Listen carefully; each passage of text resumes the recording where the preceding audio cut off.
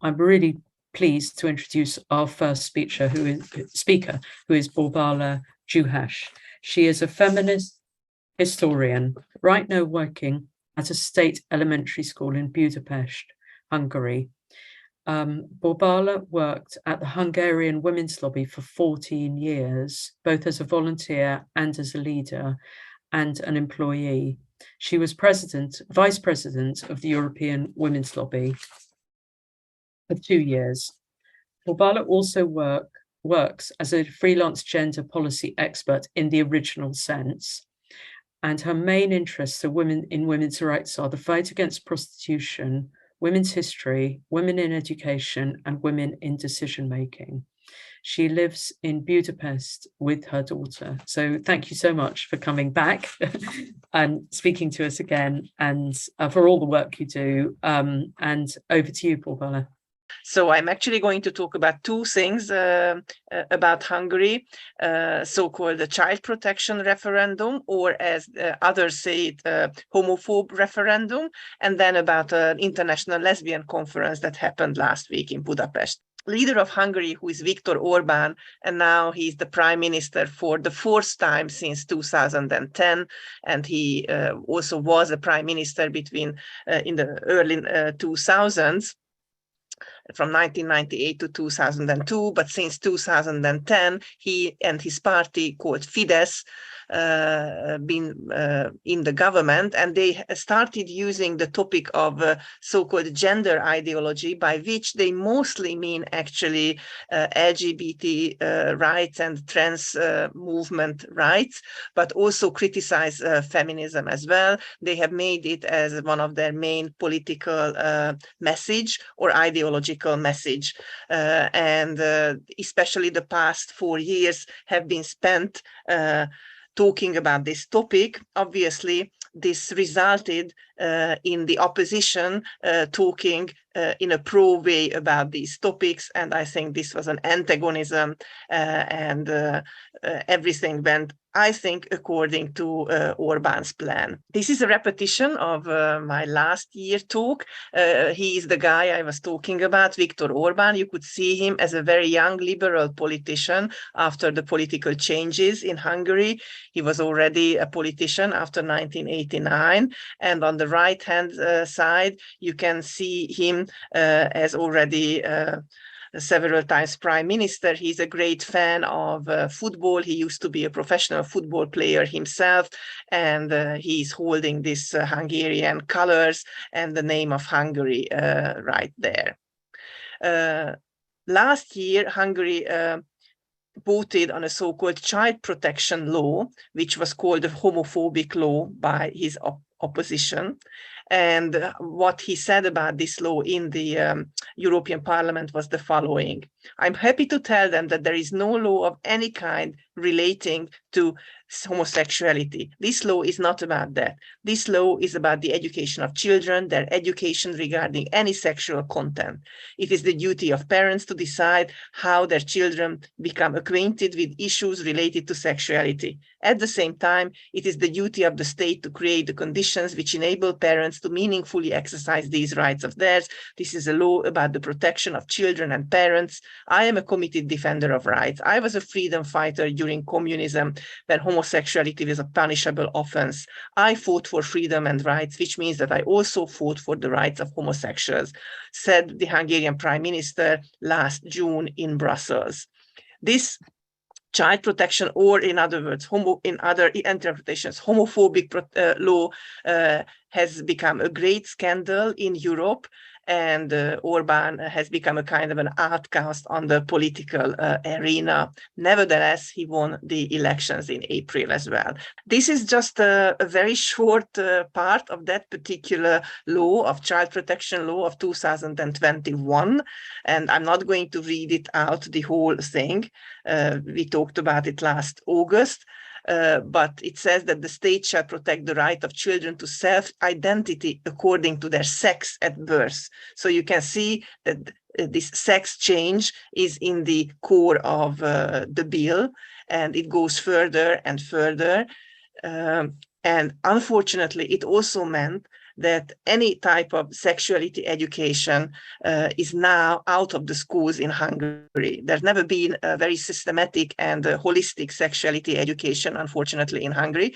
There was some kind of a sexuality education attached to biology, the study of biology, but now all NGOs are forbidden to enter the schools to give any trainings to children.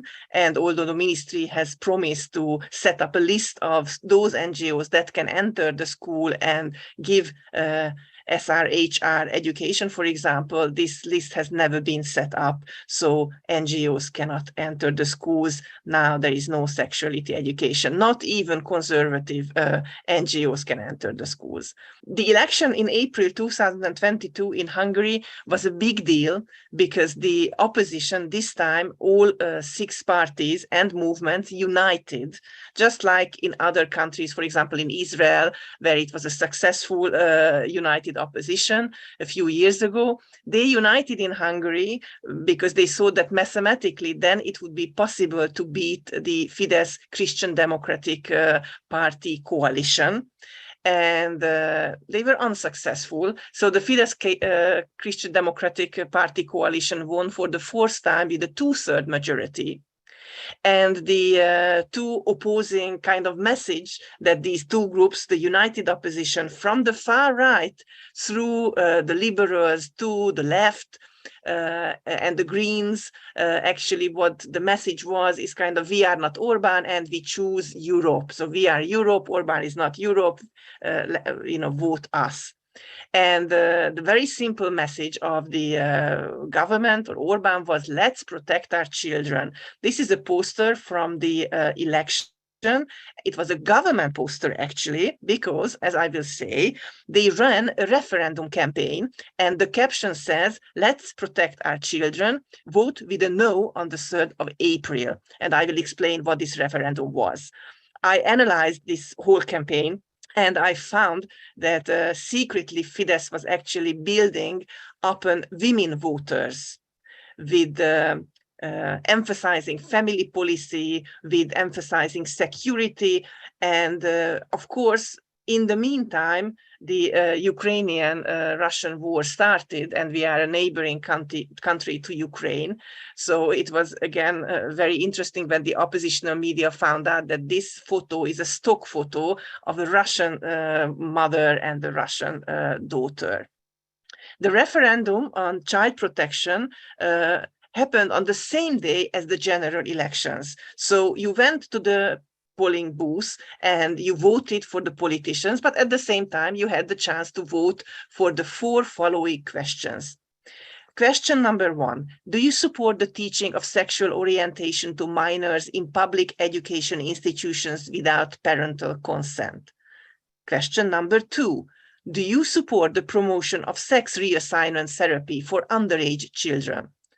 Question 3, do you support the unrestricted exposure of underage children to sexually explicit media content that may affect their development? And question number 4, do you support the showing of sex change media content to minors? There was a planned 5th question, which would have run, do you support the availability of non-conversion treatments for minors? But this was cancelled by the Supreme Court of Hungary. And although the Constitutional Court overturned this decision in December following a complaint by the government, finally the government did not want to reopen the question, so we stuck with the 4 previous questions. You could see the voting, the ballot, with the 4 questions. It was very simple. You could say yes or no. Of course, as I think it was according to Fidesz's political mobilization design, but the Amnesty International Hungary and Háttér Association, which is originally a gay association, now it's an LGBTQ association, and we have actually, as Hungarian Women Lobby, we have worked together with them on different issues because they are very famous human rights-based NGOs. They ran a campaign to tell voters to vote in an invalid way, either by putting an X to both yes and both no, or by drawing some funny thing on the ballot. So it's not valid, because of course they could not really campaign to vote with a yes to these questions, whether you would like to show them explicit media content of sex change, or whether you support the sex change of young children and their in the sexuality education, etc. So they did not want to, and nobody wanted to say, yes, let's vote with a yes, but they didn't want to say, let's vote with a no, because they found that many of these questions are actually homophobic, and they serve the political purpose of Orbán. And this picture is actually from the website that were for this campaign, for this Let's Vote in an Invalid campaign, which became a big deal, and a lot of teenagers also helped Amnesty International put posters and stickers everywhere, and they were carrying these bags with Let's Vote in an Invalid way. So it was a big campaign. Now, on the day of the election, this is the website of that campaign, Vote in an Invalid Way. There were some funny pictures who took it seriously. You see on the left-hand side, somebody was drawing Orbán's picture and he's wearing makeup. Somebody else just, put holes into both questions. And the very funny one wrote, Brussels is sending the message, stop homophobia. And then the picture shows the ex-Fidesz politician József Szájer, who was a European Parliament member. And during the COVID lockdown in Brussels, he went to a big gay sex party in the middle of Brussels. And when the police knocked down on this party because they were illegally gathering during the COVID lockdown, he escaped on a pipe, in a water pipe drain. And it was in a kind of opposition of what Fidesz is saying about Christian values and family values, and how Szájer, a family man, by the way, and the founding member of Fidesz, was behaving. So this funny picture refers to that. He resigned from Fidesz and he's not a politician anymore. Now, what were the results and what are the interpretations? Very funny. Everybody says that it was a success. Fidesz says that the referendum was a success, and the opposition also says it was a success. The validity limit of the referendum would have been 4 million, and you see the numbers, people. Well, not enough people voted, so the referendum in that sense was not valid. But if we look at the ratio of yes and no answers in the, for each question, you could see that question number 1, 3,251,736 people voted with a no. So actually there was a quite high number of people saying no. Question number 2, very similar ratios. So although in all of the questions it was invalid, but of those people who voted, the majority voted no of these questions. Question 3, again, you can see the ratio. The no's have a majority of all those who voted, and question 4 is very, very similar. So the opposition said we won this idea because the referendum was invalid. However, Fidesz also that, well, it was invalid, okay, that's a minor legal question, but so many people voted no on these questions that any further law should take this into account. And also political scientists with a simple mathematical calculation found that there is a discrepancy between the oppositional voters and people who voted with no. So there are 6,000 or 700,000 people who voted for the united opposition, but they also voted to these questions of Fidesz with a no. So that's a big puzzle for the political scientists now. I could have a solution, but I was not asked. Yeah, and this is the mystery, as I said, that out of the Fidesz KDNP, Christian Democratic Coalition voters, about 3 million, there were other votes who voted with no. What happened after that? And even during the whole of the spring, when everybody was preparing for this big deal election, that Matthias Corvinus Collegium Press, or MCC Press, this is the actual institution is not new, but they were given a lot of money by the government. It's an independent foundation. They run a whole set of educational, further education program and in a college system to raise very well-trained conservative youth and thinkers. And they also have a publication company, the MCC Press. They bought all the rights of several gender critical or trans critical authors, including, you can see, Irreversible Damage by Abigail Schreier. They kept the original cover, so you can identify that, the second from the right, and also Helen Joyce, but other conservative authors as well, like the French Eugène Bastier or Birgit Keller from Germany, who are conservative writers. So it was flooded, Hungary was flooded with this gender critical and conservative gender critical literature in the spring. This is a Hungarian author and a Hungarian book. Eszter Kovács is a young Hungarian political scientist, a left-wing political scientist who wrote her thesis, PhD thesis, on the comparison of the German anti-gender movement and the Hungarian anti-gender movement, the AfD party in Germany and Orbán's Hungary.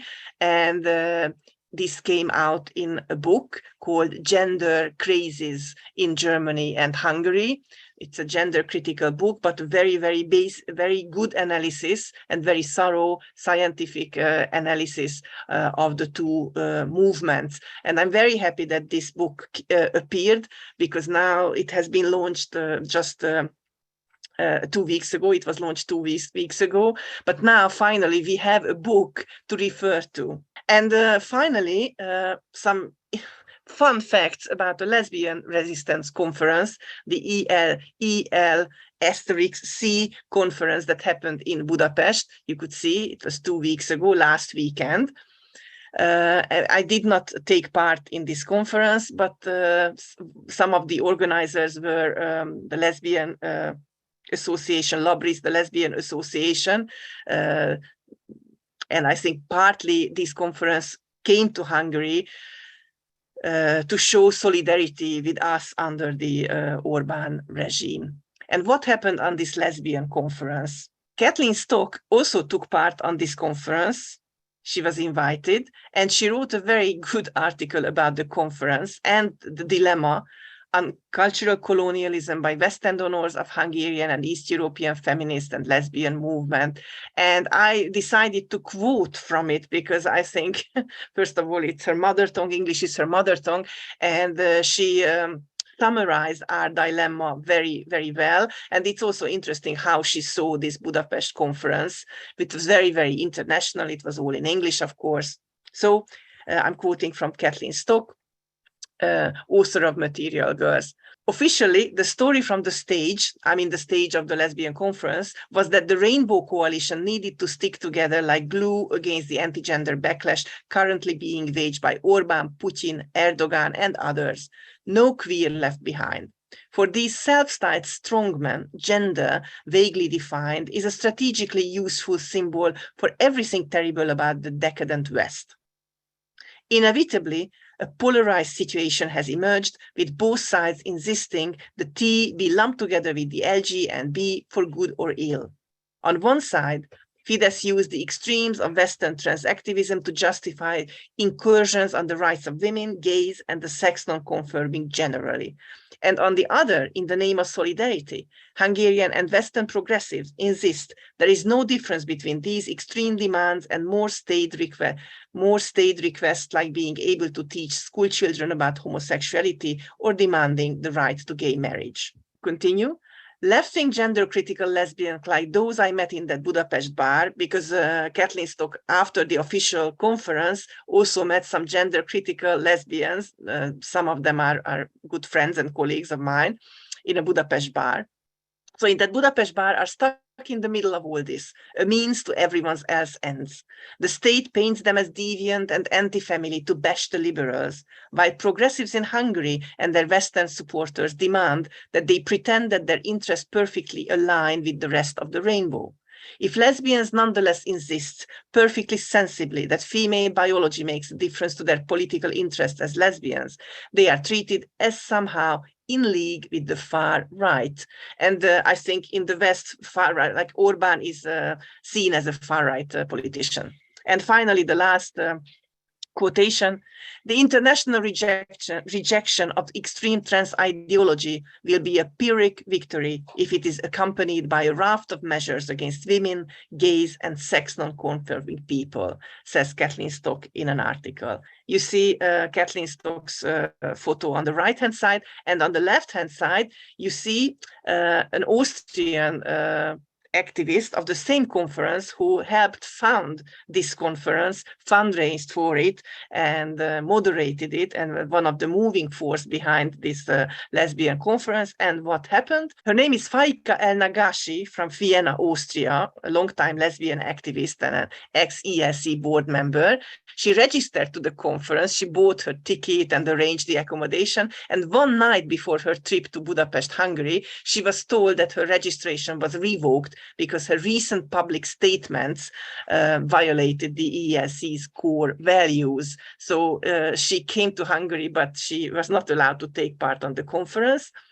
A Hungarian gender-critical journalist and musician, Zsófia Balog, made a podcast with her.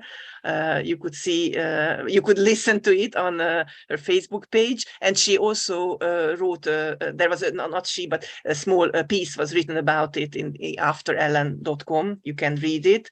And that is actually my last slide. With your decision to exclude me from the conference, said Faika El-Nagashi, or she tweeted, you have gone down with a divisive path. You know me, my track record, my work, my commitment. I have not changed. With your decision, you say to lesbians everywhere, there is no space for you here. I am more convinced than ever to speak up for the visibility and rights of lesbians, for our differences and for what we share. I am in Budapest. My direct messages are open. I'm happy to meet, discuss, and connect, and to rebuild an actual lesbian movement. Well, eventually she happened to meet some gender-critical lesbians in that bar, and also with Kathleen Stock. So I thought this is a short summary of what has happened in Hungary in the past 1 year regarding gender, both on the international arena, like this international conference in Budapest, and in Hungarian political life. And there is one more thing, but there's no time to speak about it. Little change was done recently to the Hungarian abortion law, which is an old 1993 relatively liberal abortion law. Now the doctor has to show to the pregnant mother some kind of a sign of life. It could be the heartbeat, or it could be just the screen before signing that she can have an abortion. And so the abortion debate has actually arrived to Hungary as well, although Orbán explicitly said that they are not going to make it more stricter because the Hungarian population wouldn't want it. It's true. So Hungary is not going to go down on the Poland way, we think, but it's already back on the agenda.